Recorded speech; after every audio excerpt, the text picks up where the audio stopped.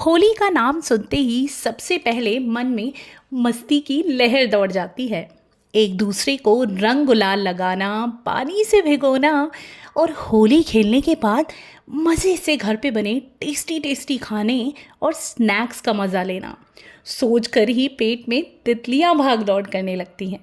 हर त्योहार का अपना अलग ही आनंद है और इसी आनंद में किसी तरह की परेशानी का सामना ना करना पड़ जाए, इसके लिए हमें कुछ न कुछ सावधानियां ज़रूर बरतनी चाहिए। घर के बच्चे और बड़े बुजुर्गों का ख्याल रखने के साथ साथ अगर आपके घर में कोई गर्भवती महिला है तो उनका खास ख्याल रखें। गर्भवती महिला होली का आनंद लेते हुए अपने होने वाले शिशु का ख्याल रखें और साथ ही कुछ बातों पर विशेष ध्यान दें। होली खेलते वक्त आराम से सिर्फ गुलाल लगवाएं। तले भुले खाने से परहेज करें। पानी से होली ना खेलें। परिवार के सदस्यों के अलावा किसी का भी दिया हुआ किसी भी तरह का मीठा या स्नैक्स ना खाएं। ठंडाई से परहेज करें। ज़्यादा देर तक खड़ी ना रहें, बीच बीच में आराम कर लें। घर के बाहर जाकर होली ना देखें और ना ही खेलें। इस दिन लोग अपने आप में काफ़ी बिजी रहते हैं। भाग दौड़ और मस्ती के माहौल से खुद को बचा कर रखें। इन सब बातों के अलावा होली वाले दिन अपने गर्भस्थ शिशु के साथ जुड़े रहने के लिए उसे होलिका दहन की ये कहानी ज़रूर सुनाएं। माँ के गर्भ में पल रहा शिशु माँ की हर भावना को अच्छी तरह समझता है। खुश रहें और बच्चे के साथ इस कहानी को ज़रूर साझा करें। चलिए आज आपको हिरण्यकश्यप की एक कहानी सुनाते हैं।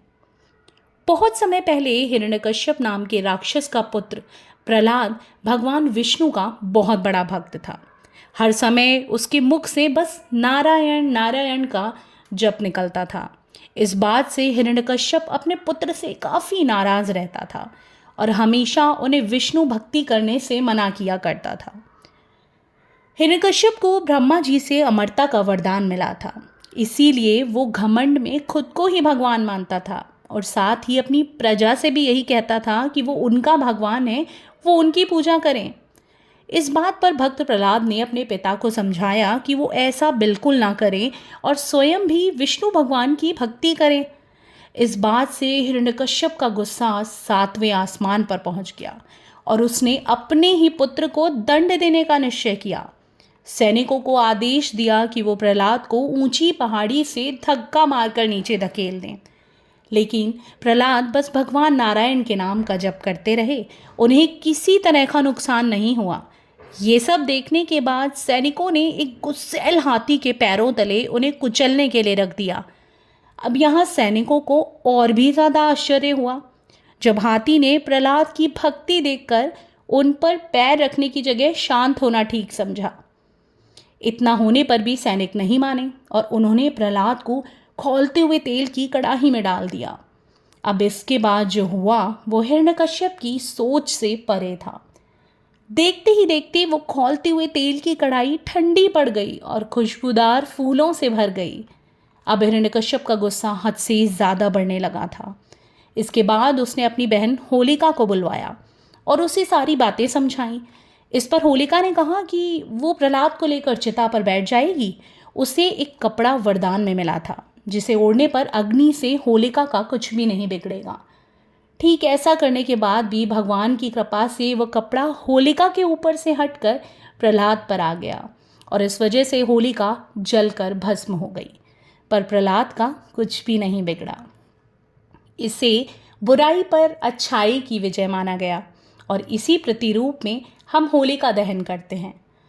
गर्भवती माँ अपने गर्भस्थ शिशु को ये कहानी सुनाने के बाद ये सीख ज़रूर दें कि मेरे अंदर पल रहे नन्हे से शिशु, इस दिन हम अग्नि में सभी बुराइयाँ, नकारात्मकता, घमंड, अहंकार सबको जलाकर सकारात्मक जीवन की तरफ कदम बढ़ाते हैं। ऐसा माना जाता है कि ठीक इसी दिन भगवान श्री कृष्ण ने पूतना का वध किया था, जिसके बाद सब ने मिलकर खूब रंग गुलाल खेला। तो इसी तरह आप अपने होने वाले शिशु को धार्मिक कहानियाँ सुनाकर सकारात्मकता को अपने अंदर महसूस करें और इस तरह आपका आने वाला नन्हा मुन्ना भी आपसे भावनात्मक रूप से जुड़ा रहेगा। इस तरह की और वीडियोस के लिए हमारे चैनल को लाइक सब्सक्राइब ज़रूर कीजिएगा। मिलते हैं नेक्स्ट वीडियो में।